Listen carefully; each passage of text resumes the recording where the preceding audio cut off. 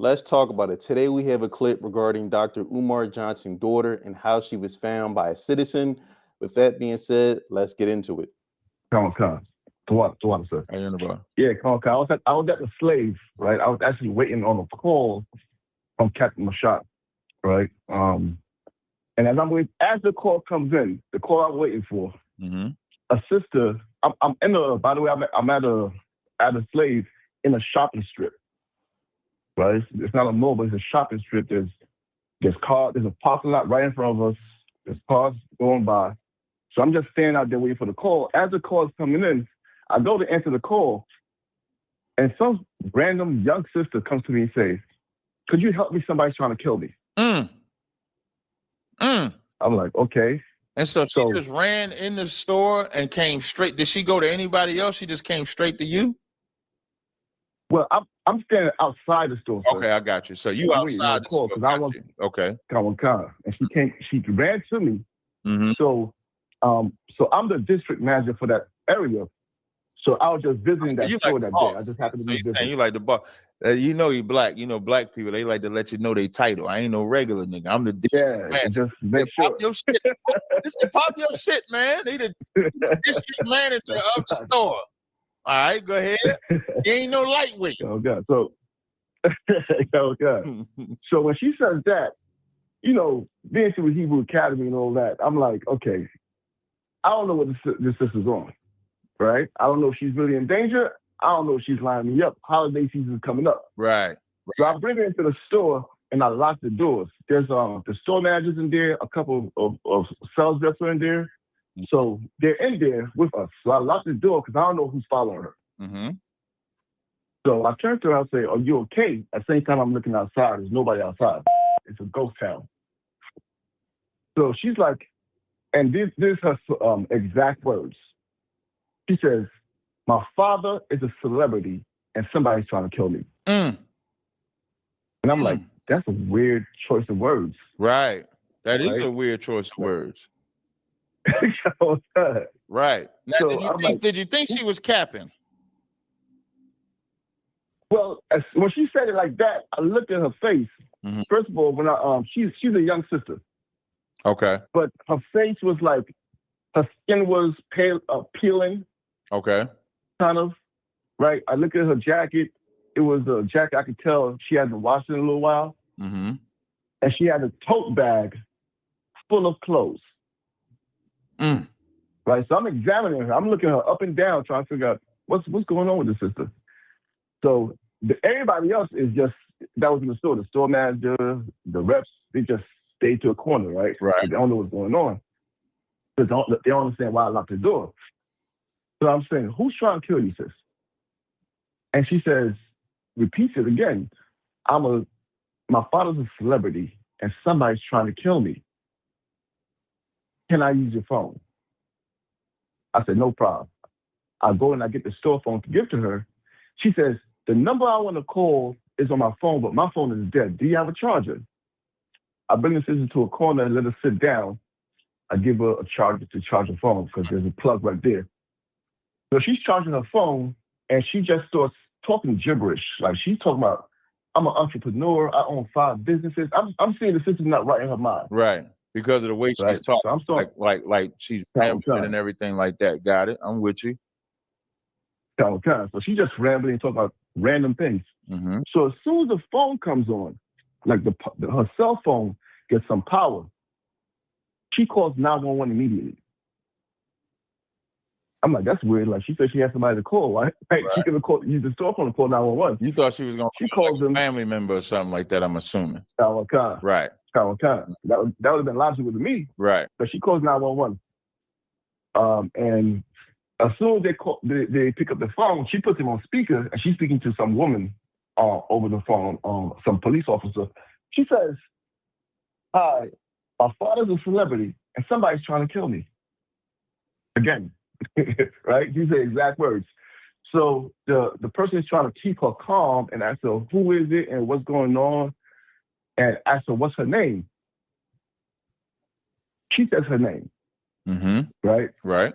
When she says her name, I go right on my phone and I'm trying to figure out who's your celebrity father. So I put in her first name and her last name, and then I put daughter of, and boom, it pops up. Right? It pops up who the. I don't know if you want me to say Not it. yet. I have no problem Not yet. saying it. Not yet. Not yet. All right, so we're gonna pause. We're gonna pause it right there. This is a little bit lengthy, so I'm gonna kind of fill in the pieces to the puzzle. So essentially, this gentleman was in. This happened in Maryland, where he found Umar Johnson's daughter. He was I guess said he was a district manager of a store in his shopping plaza. She comes up to him saying that she's in danger. Someone's trying to harm her, and she's the celebrity of her dad is a celebrity, and she's referring to Umar Johnson. So essentially, what have here is she somehow made her way to Maryland. Again, I don't know if it was with a male, with a family member, or what. And I guess she either got kicked out or whatever place she was staying in, she could no longer stay there. So now she was homeless and probably had a manic breakdown. Now, if you've been following this Umar Johnson and his daughter, she's been in and out the hospital, psychiatric hospital, several times. So it sounds like she might have had a manic breakdown. And I say this all to say,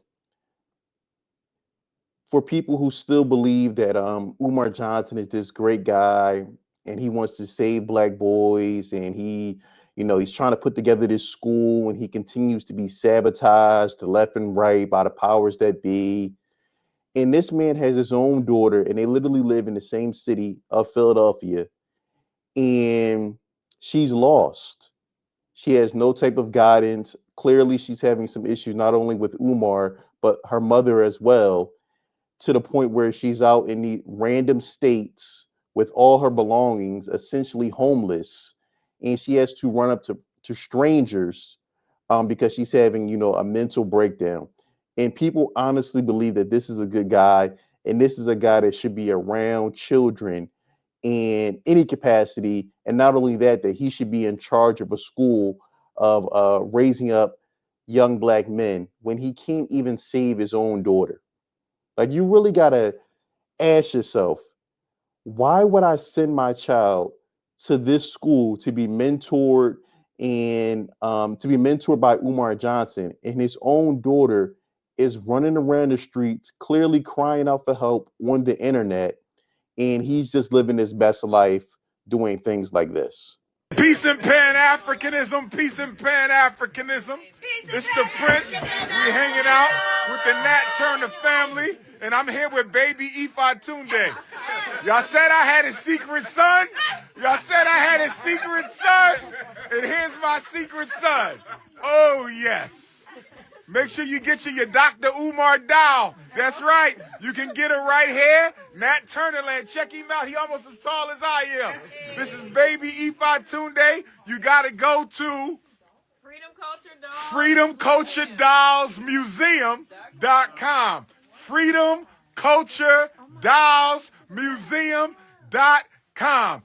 So while his daughter is missing, he's playing around with some voodoo type dolls at some type of, I don't know if this is like some type of cult ceremony or whatever he's having, while his daughter is literally missing and running the streets.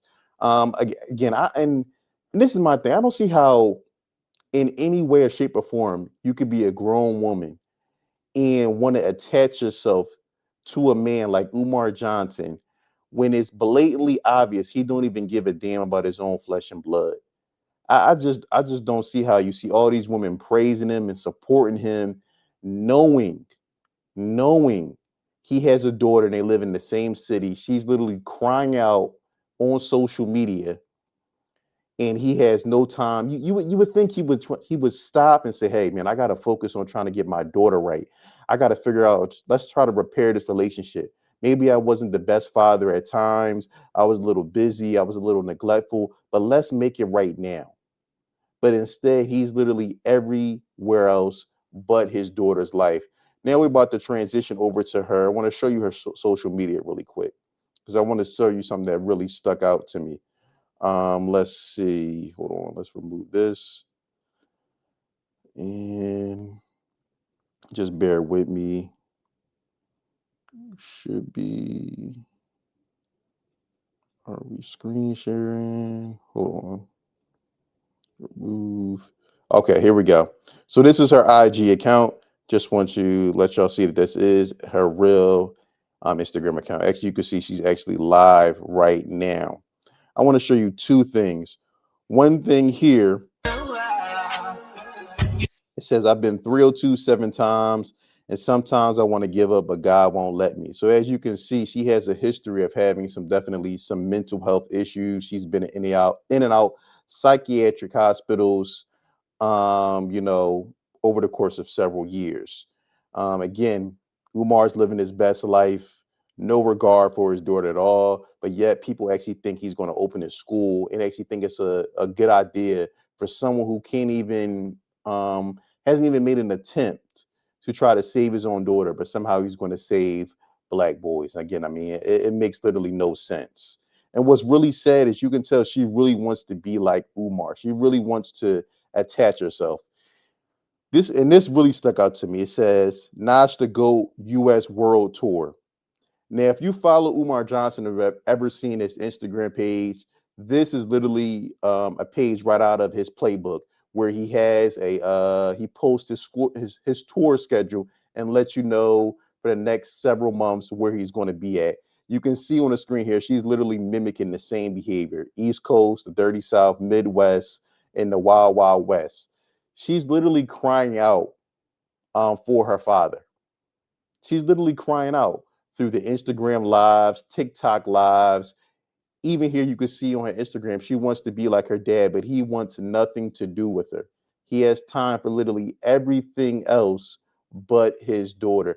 Again, I just wanted to make this video to just this is just another I mean one of the many videos that I made just to reinforce that this guy in no capacity should be around children. In no capacity should he be opening up a school to try to save black boys when he can't even save his own daughter and they live in the same city. But let me know what you think in the comments below. I look forward to hearing from you. Don't forget to like, subscribe, and share.